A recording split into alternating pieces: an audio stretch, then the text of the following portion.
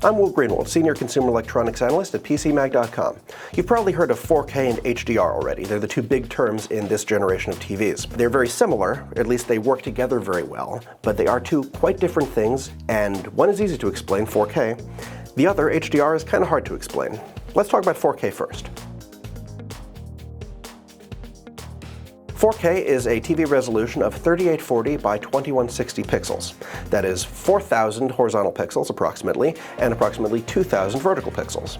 That is 4 times as many pixels, 4 times the resolution of HD TVs, 1080p, which is 1920 by 1080. That's 2,000 by 1,000 approximately. That means that HD TVs, the 1080p you might already have, has 2 million pixels.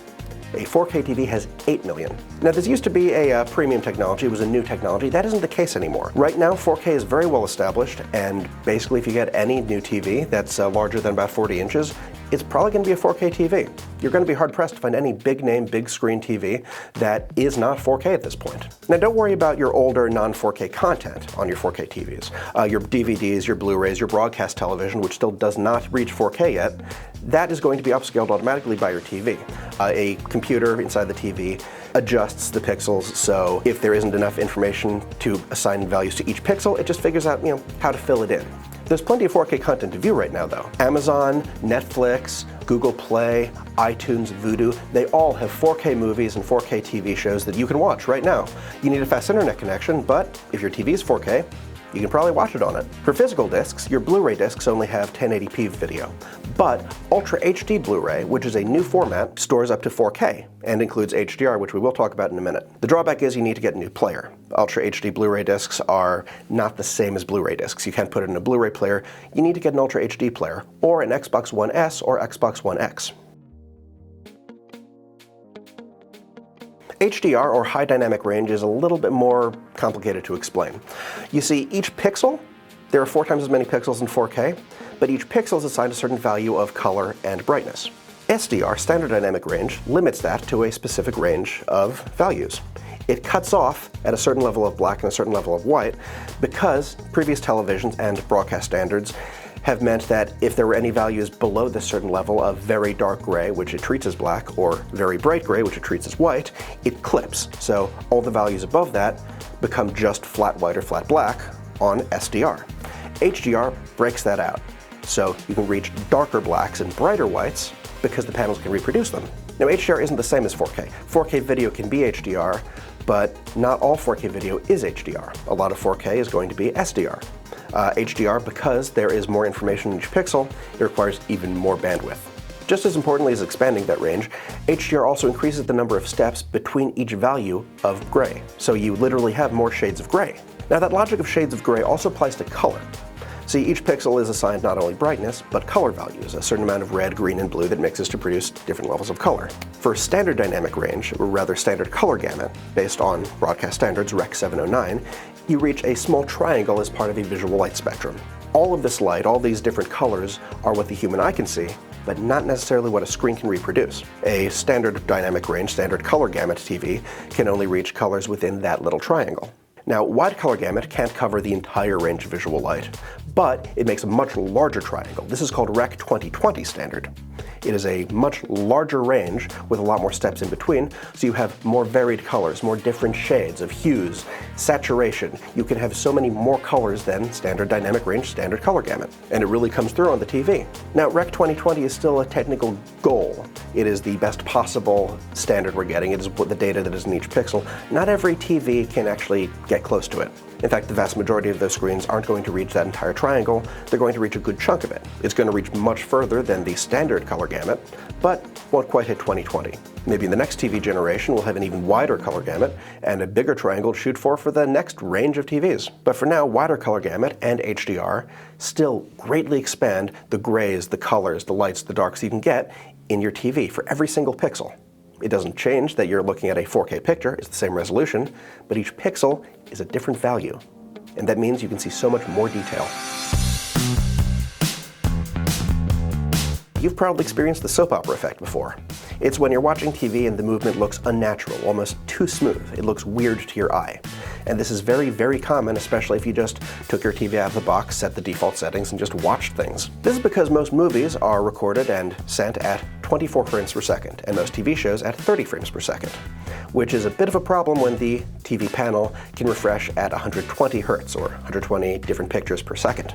A lot of TVs can handle this very easily, and they can make stuff look natural, but by default, they employ motion smoothing modes, which interpolate different frames between these big steps in the 24 frames or 30 frames per second to create the total number of frames that you need for the 60 or 120 Hz. The problem with that is the smoothing can look really weird and unnatural. It might look like vampires are dancing. These features are also often on by default on some level. You can adjust the features, you can tweak them to what you want, but it's really best for movies and TV shows to just turn it off. In your TV's picture menu, look for any feature called motion, anything with motion in the word. On Sony TVs, it's called motion flow, or might just be motion in the menu system. On LG TVs, it's called true motion. On Samsung TVs, it's motion rate. Anything that says motion is going to be this feature that can make stuff look wonky. And all you need to do is go into that menu and disable it, turn it off. This will make 24-frame films and 30-frame TV shows look like 24 and 30 frames. It's not going to try to make it look like a smoother picture. And that's a much better experience when you're watching that content. This doesn't mean the mode is completely useless. If you're playing a video game or if you're watching sports, that's actually very handy to have. In fact, you'll notice if you're watching sports where there's a lot of panning back and forth, with the mode disabled, there can be a jerkiness of the horizontal scanning because it's processing that number of frames and it's not trying to smooth it. The smoothness there is actually pretty handy. So if you're watching live sports, if you're playing video games where you want the highest frame rate, it can be a good feature. But knowing where it is lets you turn it off for when you want to watch content that is not really served well by it. And if you've been watching your TV and noticed that colors are a little bit off, maybe skin tones look kind of unnatural, maybe things look a little bit too blue or too green or too pink, that's actually a very common problem that can be easily fixed. Your colors are just off, or possibly your white balance is off. Now, ideally, the best possible thing you can do is have a professional calibration done. However, this is an expensive and complicated procedure. It can cost several $100s, require special equipment, and while you can get the absolute best picture out of your TV, a lot of users aren't going to want to do that. That's totally fine. Fortunately, these days you can actually get pretty good colors out of the box if you just know what right setting to hit. Video Signals set a white point of D65, which is a white temperature of 6504 Kelvin. Without getting too much into the math, this is basically what white looks like under bright midday light in Northern Europe. It's how these standards are set. Now, most TVs tend to set that whiteness a little bit cooler because it makes it pop out more. It catches your eye when you're in the store and it can look more vivid when you're at home. It might look brighter, it might be more stunning, but it's not accurate. Your TV is probably set to standard mode, or user mode, or vivid mode is actually very common. This tends to set the color balance to cooler than it should be, and it skews the color. You just need to set the correct picture mode and the color temperature setting. The picture mode is the overarching mode that sets the brightness, darkness, and color levels of your TV. It's a bunch of automated presets that you can use for different viewing situations. Set your TV to movie mode. It might look to your eyes a little bit dimmer and a little bit warmer than you're used to. This is fine because it's actually closer to what is intended when you're watching a film or movie. Now, this might not fix everything, and if you really want just the vivid, bright colors, you can still get accurate colors and not tamp down the color range as you might with a movie mode. For this, you need to change the color temperature setting. Go into your TV's picture settings and look for a setting called color temperature, or white balance. It should give you a selection of choices like cool, warm, and normal, or possibly computer. And what you want to do is just set that level to warm, or user, or calibrated. And it might look different from what you're used to at first, but it is a more accurate color. We know because we've run the tests. We've measured every single range of red, blue, green, and white, and figured out what's closest to the correct color value. And that means which white is closest to D65.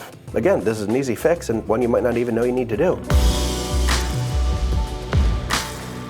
Have you ever looked at your TV and thought, that picture looks a little bit squished, or you think something's getting cut off from the edges? This is a very common problem when you're using very default settings on your TV and using a bunch of different sources.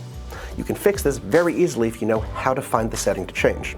The setting is picture size, which has a bunch of different names depending on the manufacturer and interface. If you aren't sure what menu item to look at the options in it. See if there are choices like wide, zoom, stretch, just fit, or 16:9. These are very different common values to put in this specific mode. For any modern game system, media hub, Blu-ray player, cable box, satellite box, you want to turn off any sort of zoom or stretch or wide feature. In the picture size menu, look for a value called direct or just fit or something sounding similar, something that is not wide or zoom or stretch or crop. This will probably fix the squishiness of your TV. The picture will be mapped to the full ends of the TV, all to the edge, and if it is the right aspect ratio to begin with, it should look fine. There's another problem that can happen when you're using unfamiliar technology or ones that aren't necessarily so easily identified by your TV. If you connect a computer to your TV, this is actually very common. It's called overscan, and it's a remnant of broadcast television technology. When TV shows were broadcast before everything went digital, there was additional information that expanded beyond the frame of the TV. This is known as overscan, and TVs were designed to cut it off, to crop it. And many TVs have that overscan feature still built in. And they might default to it if you're plugging in a computer and it doesn't know what to do with it. If you don't have an overscan mode in the picture size setting, look for an overscan item somewhere around the same part of the menu. If overscan is enabled, just turn it off. That should restore the cut-off parts and give you the full frame of what you want to watch. Nothing is going to be trimmed off the edge. It's simple if you just know where to look. And if you want to know other places to look and other ways you can make your TV experience better, or just want shopping advice, read our reviews and features on PCMag.com.